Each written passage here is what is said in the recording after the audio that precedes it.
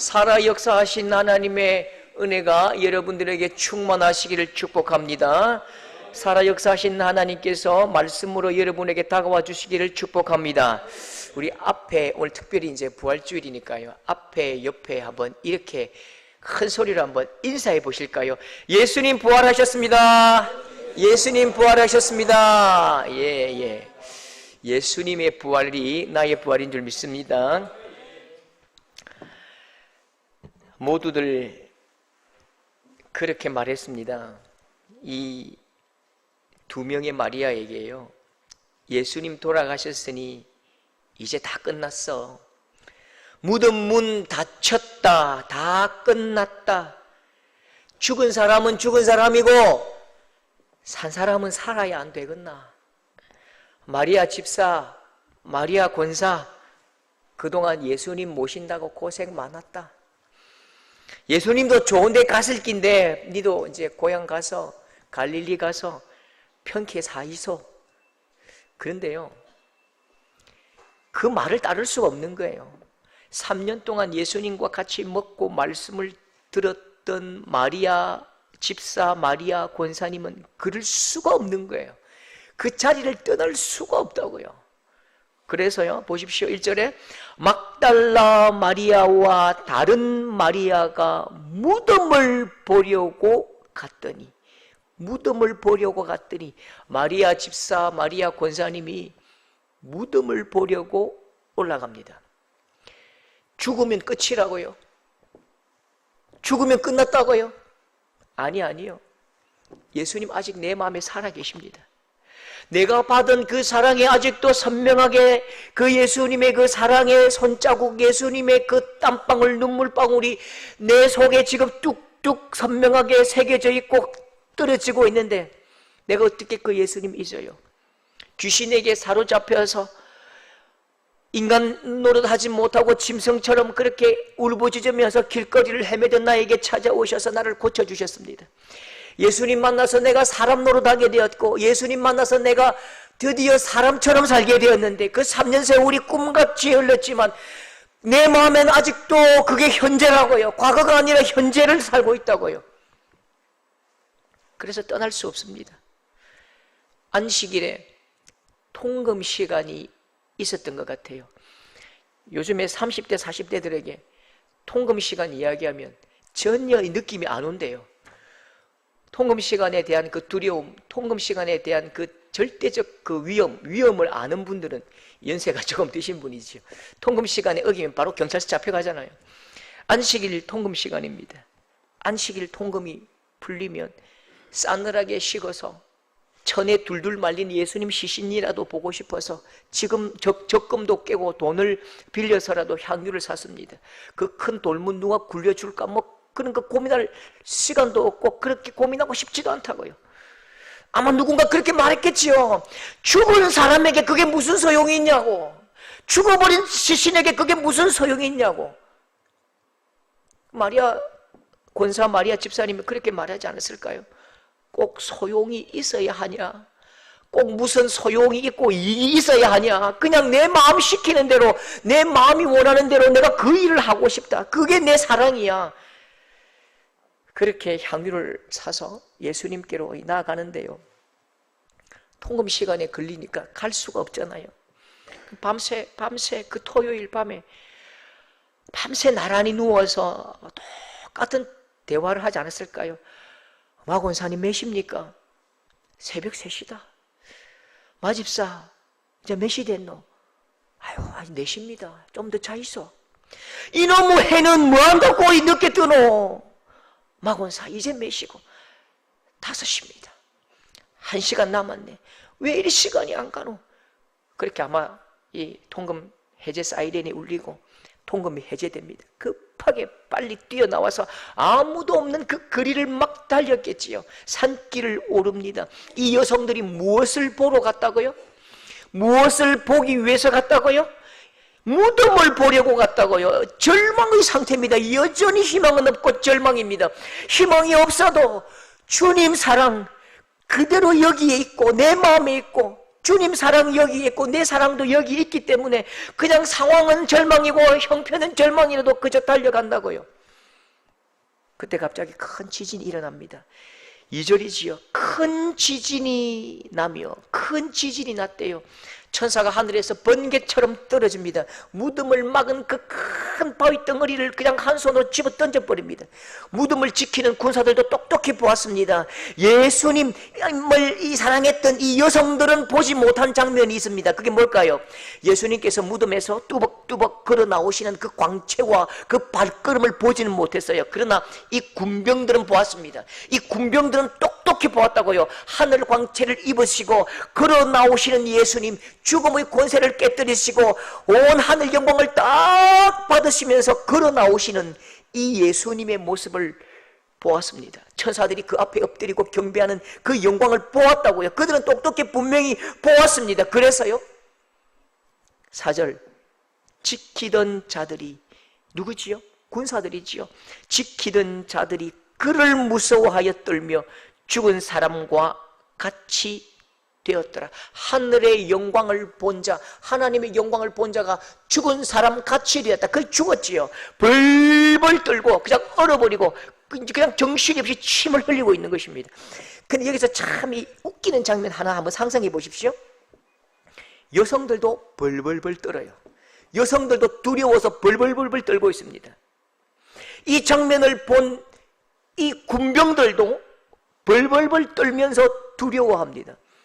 천사는 벌벌 떨면서 죽은 자와 같이 된 이 군사들에게는 아무런 관심도 없습니다. 그런데 고개를 돌리더니 마집사 마곤사님이 벌벌 떨고 막 오금을 저리고 그냥 있거든요.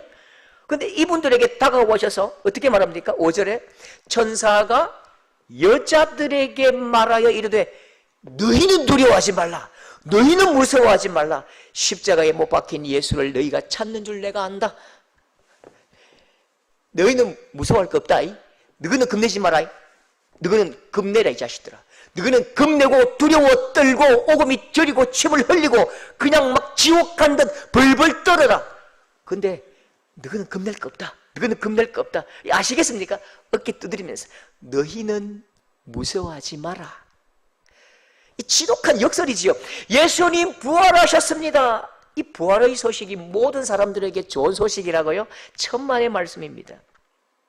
부활의 소식은요, 기다리는 사람, 예수님을 사랑하는 그 사람에게는 기쁨의 소식이지만 부활을 막으려는 자들에게는 절망의 소식이요, 부활을 거절하는 자들에게는 죽음의 소식입니다. 여러분, 예수님은 이 놀라운 부활의 기쁜 소식을 누구에게 맡기셨죠? 이 여성들의 눈을 사용하셔서 보게 하셨고 이 여성들의 입술을 사용하셔서 전하게 하셨습니다. 7절에 또 빨리 가서 그의 제자들에게 이르되, 그의 제자들에게 이르되 말해라는 거지요. 빨리 가서 말해라는 거지요. 그가 죽은 자 가운데서 살아나셨고 너희보다 먼저 갈릴리로 가시나니 거기서 너희가 배우리라. 빨리 가라. 그리고 너희가 말해래요. 여러분, 여성들은 법정에서 정인으로 설 수 없습니다. 법정에서 여성 정인은 채택될 수가 없어요. 그게 그 나라의 법입니다. 마리아는 7 귀신 들렸던 여자요, 창녀요. 그러니까 여자가 어디서, 여자가 뭐 안다고, 여자가 뭘 봤다고, 여자가 어디서 그 쓸데없는 소리 해. 이 말이 그 시대의 말이고 그 시대의 문화라니까요. 예수님께서 부활을 빨리 그리고 많은 사람들에게 분명하게 확실하게 전하고 싶으셨다면 권위 있는 남자들에게 부탁하셔야지요. 그런데 법정에서도 증인 효력이 없고 증거가 될 수 없는, 아무리 좋은 말을 해도 아무리 분명히 내가 본 것을 말해도 효력이 없는 그 여성들에게 이 부활의 소식을 맡기셨고 네가 증언해라고 말씀하신다고요. 왜 그러실까요? 여러분, 부활이 뭐지요? 부활은요, 예수님이 죽었다가 그냥 다시 살아나셨다? 그게 아닙니다. 예수님의 부활은요, 만유의 왕이신 예수 그리스도께서 죽음의 권세를 짓밟으시고 보이는 것들과 보이지 않는 것들과 하늘의 것과 땅의 것과 천국과 지옥과 온 만유의 왕으로 최종 승리를 하셨다는 승리의 사건이요, 승리의 소식이지요. 여러분, 예수 그리스도의 부활처럼 그를 믿는 모든 자들이, 그를 따르는 모든 자녀들이 종국에는 죽음에서 일어날 것이라는 최종 승리의 모습을 우리에게 보여주신 사건이지요. 승리의 나팔소리라고요. 이 부활의 승리, 이 사건을 누구에게 설명해야 됩니까? 누구에게 설득해야 됩니까? 설명하고 설득하면 설명하는 사람이 어리지요. 여러분, 이건 설득할 일이 아닙니다. 누가 왕의 승리를 설득하고 누가 왕의 승리를 증명합니까? 좀 믿어달라고 제발 좀 믿어도, 제발 좀 요거 좀 믿어달라, 천만의 말씀요. 왕의 승리의 소식은 설득하고 믿어달라고 부탁할 일이 아니에요. 왕의 승리의 소식은요, 노래할 일이지요, 기뻐할 일이지요, 선언하지요, 경배할 일입니다. 그래서 예수님은 예수님을 가장 사랑하는 사람들에게 그 일을 맡기셨습니다.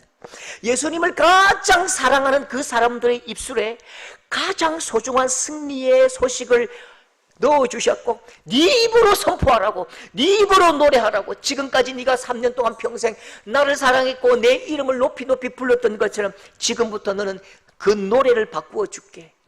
너는 지금부터 예수 부활하셨네, 이 노래를 네가 마음껏 불러봐. 그렇게 예수님을 가장 잘 노래했던 그 사람들에게 맡기셨습니다. 예수님의 부활을 가장 기뻐하는 사람들에게 맡기셨고, 예수님께 가장 크게 경배하는 이 여성들에게 맡겼지요. 여러분 보십시오. 이 여성들이 이 기쁜 소식을 입에 머금고 어떻게 반응하는지 8절 말씀 다 같이 읽겠습니다. 시작. 그 여자들이 제자들에게 알리려고 다림질하세. 보십시오. 큰 기쁨으로 빨리 떠나 제자들에게 알리려고 다름질할세. 이게 사투리 성경이 개발되어야 될 것 같아요. 우리 경상도 사람들은요, 다름질할새가 뭐예요? 이 느낌이 안 와요. 쎄빠지게 쫓아갑니다. 쎄빠지게 뛰어간다. 경상도의 어떤 각각 그 지방 언어로 성경이 번역되어야 될 것 같아요. 큰 기쁨으로 빨리 제자들에게 알리려고 막 뛰어가는 거죠. 예수 부활하셨다, 그 소식, 그 기쁨을 입에 머금고 막 뛰어갑니다. 허허거리면서요. 가다가 자빠지고, 가다가 넘어지고, 가다가 띵글띵글 구르지 않았을까요?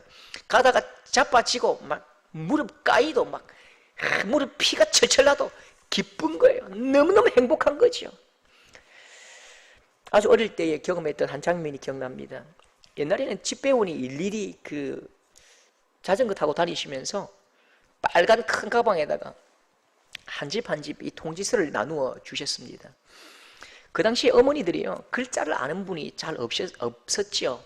거의 다 무맹, 글을 못 읽으셨다고요. 우리 집에, 그 앞집에 집배원이 오셨는데, 김철수 씨 등기 왔습니다. 도장 가져오이소. 아줌마 할매가요 나오시더니, 뭔 등기요? 그러니까 뭐 글을 못 읽으니까요, 봉투를 탁 찢어더니 읽어줍니다. 어디 보자.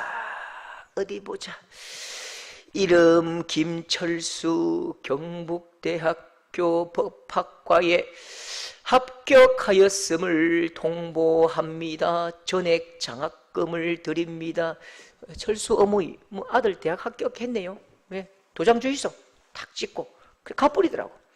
근데 어머니는요, 우리 아들이 대학 합격을 했네, 천만에요. 만세 이거 들고 막 다니면서 막걸리 사고 떡 사고, 우리 아들 대한민국에서 제일 좋은 대학 합격했어. 전 그때 경북대가 제일 좋은 줄 알았습니다.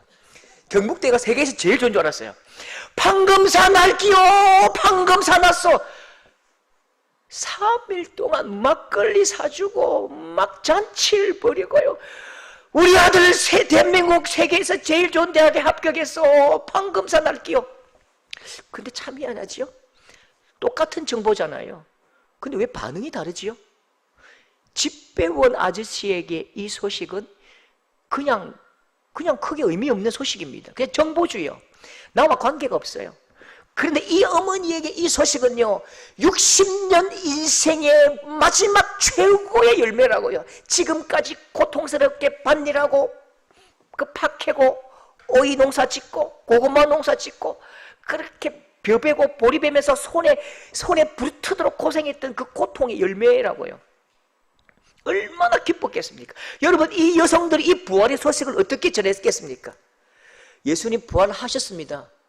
천만의 말씀요. 그 여자들이 무서움과 큰 기쁨으로 빨리 제자들에게 알리려고 다름질할 때 미치도록 외치고 싶었습니다. 목이 터져라 외치고 싶었다고요. 목이 떨어져 나가도록 피가 솟구쳐도 외치고 싶었다고요. 예수 부활하셨어요. 예수 부활하셨어요. 예수님 다시 사셨어요. 동네방네 막 다니면서 사람 붙들고 예수님 부활하셨어요.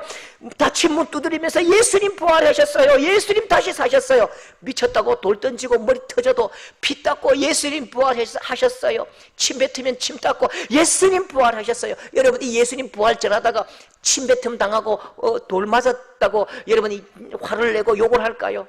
너무너무 기뻐 웃을 거예요.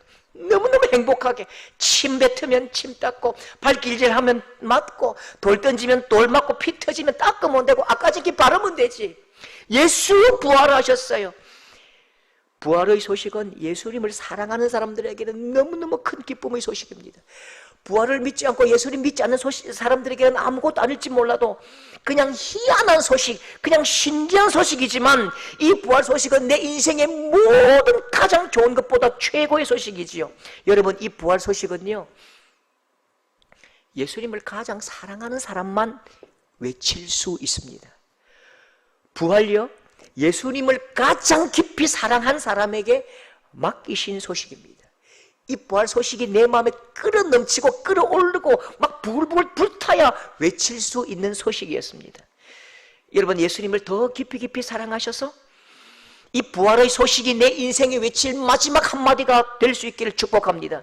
내가 주님 더 많이 사랑하셔서 죽어도 부르짖을 나의 노래, 그 영광스러운 한마디가 될 수 있기를 축복합니다. 예수님 부활하셨습니다.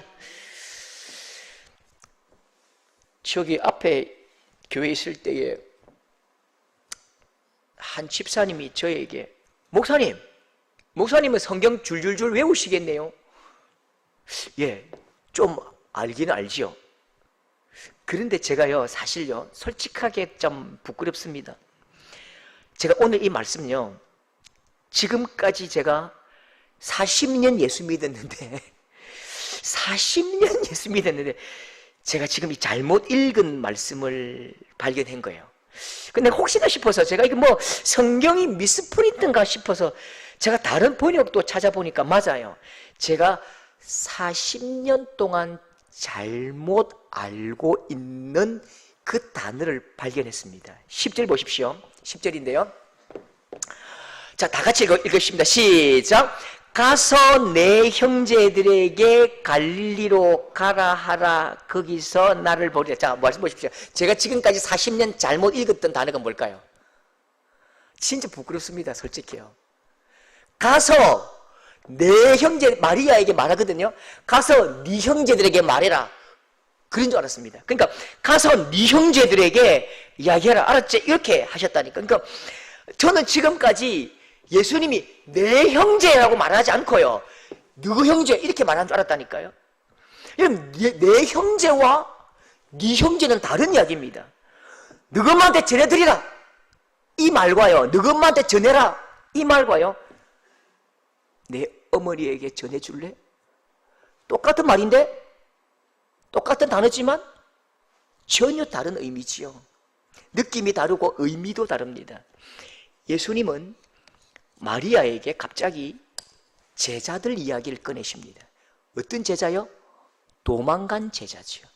상식적으로 이렇게 말하는 게 옳아요. 왜 제가 40년 동안 이걸 잘못 읽었느냐? 이 잘못 읽었던 이 말씀에 내 감정이 들어가 있는 거예요. 마리아야, 그것들 어디 갔노? 마리아야, 그것들 내 눈에 띄면 죽인다 캐라. 그것들 어디서 내 이름 들먹이고 댕기면 지기 뿐다고 이야기해라.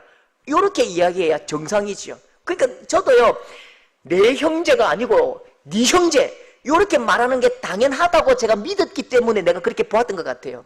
그런데 예수님은요, 내 형제래요. 내 형제. 누구를요?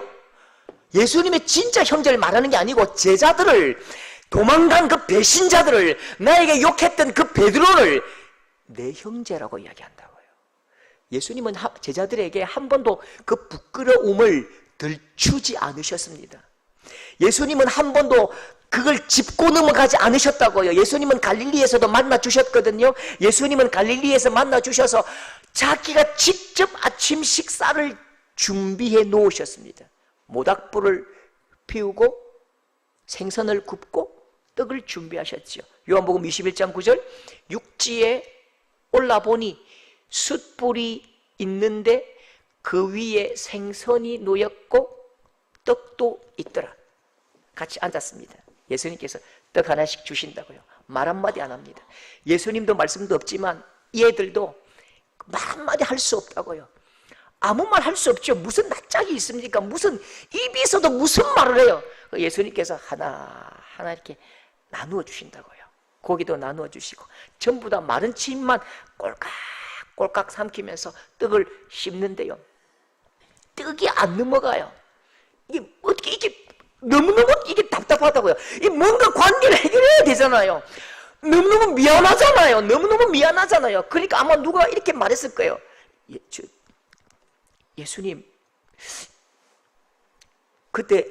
그때는요, 밥 물어.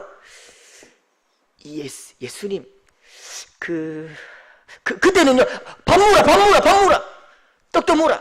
방금 잡은 물고기 더 좀 굽자. 요한복음 21장 12절, 예수께서 이르시되 밥 먹어라. 밥 물어. 괜찮다. 밥 물어. 감히 묻는 자가 없더라. 여러분, 우리의 마음은요, 차라리 엎드려 받쳐 오늘 10대 맞고 모든 것 없는 걸로 하자.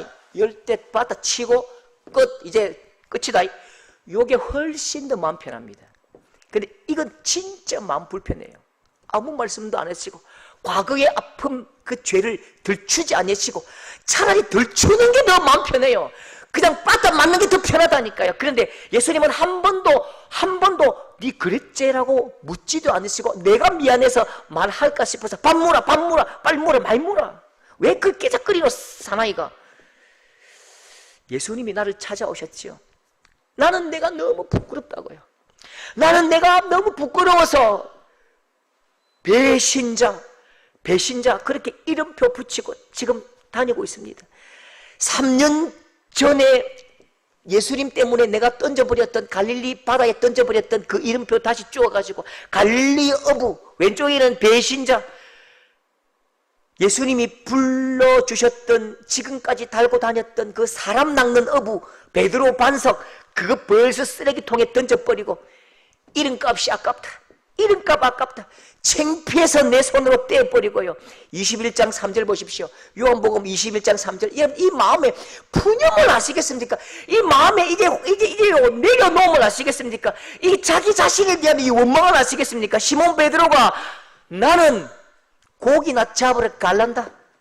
나는 물고기 잡으러 갈란다. 이 말은요, 참, 아이고, 나는 고기나 잡는 게 딱 맞다. 내가 무슨 사람 낚는 어부가 될 기라고. 참, 어이없어. 깊은 패배감이지요. 참 어이없는 거예요. 거울 속에 비친 내 모습이 꼬라지 보기 싫고요, 바닷가에 비친 내 얼굴 꼬라지 보기 싫어서 그냥 돌을 들어 바다 속에 비친 그 나 자신을 향해서 돌을 던져버리는 겁니다. 참 못났다. 참 진짜 찌질이도 못났다. 사람 낚는 어부 물고기나 잡아라 이 자식아. 참 헛꿈 잘 꾸었다. 그렇게 자기를 패배감, 이 고통 속으로 자기를 이렇게 몰아넣는 거죠. 제자들은 포기했습니다. 제자들은 자기를 포기했다고요. 그런데 예수님은 한 번도 이 제자들을 포기하신 일이 없으셨다고요. 부활하셔서 불러주셨던 그 최초의 이름은 배신자도 아니고 물고기 잡는 어부들도 아니고 금마들도 아니고 그것들도 아니고 내 형제들, 가서 빨리 내 형제 좀 찾아줄래? 10절 가서 내 형제들에게 갈리로 가라. 내 형제 좀 찾아줄래? 내 형제 좀 불러줄래? 그렇게 말씀하신다고요. 근데 참 또 궁금한 게 있어요. 왜 내 제자들에게 라고 말씀하지 않으시고 내 형제라고 말씀하시지요? 제자라는 이름보다 내 형제가 훨씬 더 가깝고 중요하고 귀하잖아요. 강등시켜야지요. 근데 왜 그 이름을 높이십니까? 왜지요? 여러분, 부활은요, 존재의 변화입니다. 그냥 죽었다가 살아난 사건이 아니고 예수 그리스도의 부활은 나의 존재를 바꾸었다고요. 갈라디아 4장 6절 말씀, 여러분 이 말씀은 암송하셔야지요. 다 같이 시작. 너희가 아들임으로, 예, 예수 그리스도의 죽으심으로 막힌 담이 다 무너졌고 예수 그리스도의 죽음과 부활로 모든 죽음의 권세에서 다 우리가 일어나 살았습니다. 그리고 우리를 자녀 삼으셨습니다. 우리의 어떤 죄도 어떤 허물도 이 하나님께서 우리를 자녀 삼으신 이 관계를 끊을 수 없다고요. 죄와 사망 이 관계를 끊을 수 없다고요. 부활로 내 모든 존재가 바뀌었다고요. 부활은 내 허물과 내 죄와는 관계없이 나를 자녀 삼으신 기막힌 사건입니다. 이 사건 이후로 내 형제라, 내 가족이라, 내 아들이라, 내 딸이라 그렇게 부르시지요. 여러분, 그 예수님의 형제들에게 예수님은 형제처럼 대우하셨습니다. 가장 소중한 것 맡기셨지요. 요한의 아들 시몬아, 네가 나를 사랑하느냐 하시니 내가 주님을 사랑하는 줄 주님 아십니다. 주님께서 이르시되 내 양을 먹이라. 네가 나를 사랑하느냐? 너 나 사랑해? 이렇게 물을 때는 반드시 전제가 있다고요. 나는 너 사랑하는데 라는 이 물음표가 있다고요. 이 감춰진 게 있다고요. 베드로야, 나는 너 진짜 사랑해. 그때도 사랑했고 네가 배신할 그때도 사랑했고 네가 나 욕했지 그때도 나 사랑했어. 그리고 지금도 나 너 사랑하는데 너는 나 사랑해? 그렇게 묻는다고요. 그러니까 베드로가 허물과 부족함과 죄악에 관계없이 내 마음 아시지요? 나 주님 사랑합니다. 그렇게 고백할 때에 가장 소중한 이 도망가버린 이 친구들에게 하나님의 나라를 맡기셨습니다. 대단한 사람들에게, 엄청난 사람들에게 하나님의 나라와 교회를 맡기신 것이 아니라 너무너무 부족하고 너무너무 나약하고 너무너무 허물 많은 그 사람들에게 교회를 맡기셨다고요. 여러분, 교회는 대단한 사람들 교회 잘 오기 힘듭니다. 엄청난 사람 교회 오기 힘들어요. 왜요? 하나님께서 부족한 사람, 연약한 사람들에게 하나님의 소중한 교회를 맡기셨다니까요. 그래서 교회는 다 부족합니다. 부족한 사람들이 모이기 때문에 툭탁툭탁툭탁 끓이고 뭔가 좀 문제가 많은 것처럼 보이는 거예요. 목사도 부족하고 장로도 부족하고 집사도 부족하고 전부 다 우리는 부족한 사람들인데요. 하나님의 은혜 없이 한마디도 말할 수 없지요. 부족한 사람들이 모여서 살기 때문에 하나님의 은혜 외에는 우리가 한마디도 말할 게 없다고요. 공로가 없다고요. 여러분, 예수님의 은혜를 우리가 뭐라고 표현하면 좋을까요? 예수님의 은혜를 뭐라고 표현하면 좋을까요? 덮어주시는 은혜, 가려주시는 은혜. 아담과 하와의 부끄러움을 가려주셨지요. 아내를 팔아먹은 아브라함의 허물을 가려주셨지요. 예수님은 한 번도 바울이 스데반을 죽인 사건을 들추지 않으셨고 가려주셨지요. 한 번도 그 부끄러움을 드러내지 않으셨습니다. 나는 안 돼요. 나는 안 되는 놈이에요. 그렇게 예수님께 항의하고 항변하고 자신의 가슴을 치는 그 친구들에게 아니야, 너 없이는 안 돼. 나는 너랑 일할 거야. 너에게 맡길 거야. 그렇게 가장 소중한 하나님의 나라와 교회를 맡겨주셨습니다. 여러분, 부활은 죽음의 시간을 기억하지 않는 것입니다. 부활은 실패의 시간을 드러내지 않는 것입니다. 이미 죽음은 떠났습니다. 나의 허물과 죄악은 떠났습니다. 나의 허물과 나의 죄악은 동해서에서 먼 것 같이 다 흩어졌고 주님은 그 머릿속에서 깨끗하게 지우셨습니다. 시편 104편 12절 다 같이 시작. 동이 서에서 먼 것 같이 우리의 죄가를 우리에게서 멀리 옮기셨으며, 여러분 이 말씀은요 그냥 우리가 한마디 하는 평서문이 아닙니다. 동이 서에서 먼 것 같이 우리 죄악을 저 멀리 옮기셨도다. 큰 선언이고 선포지요. 여러분 아직도 죽음의 시간을 살아가시는 분이 계십니까? 아직도 허물의 시간에 사로잡혀서 자기를 학대하고 내 머리를 쥐어뜯고 내 가슴을 치고 나는 죽어버려야 돼, 내 같은 건 죽어버려야 돼, 그런 분 계십니까? 여러분 실패의 시간이 여러분을 주도하지 못하게 하십시오. 사망의 시간에서 이제는 생명의 시간으로, 부활의 시간으로 한번 알을 깨고 달려와 보십시오. 부활의 인생을 살아가십시오. 뒤를 돌아보지 마십시오. 이후로 우리에게 생명의 시간이요, 부활의 시간이요, 영광의 시간이요, 허물을 덮어주시는 은혜로 살아가는 여러분 될 수 있기를 축복합니다. 여러분 부활의 소식을 막으려는 힘이 있습니다. 분명히 이 사람들도 부활을 경험했습니다. 이스라엘의 모든 백성들과 대제사장들과 바리새인들 똑똑히 보았고 알았습니다. 나인성 과부의 아들이 죽었다가 살아나는 것 보았고 나사로가 무덤에서 걸어 나오는 것도 보았습니다. 마지막으로 군병들이 똑똑히 보았습니다.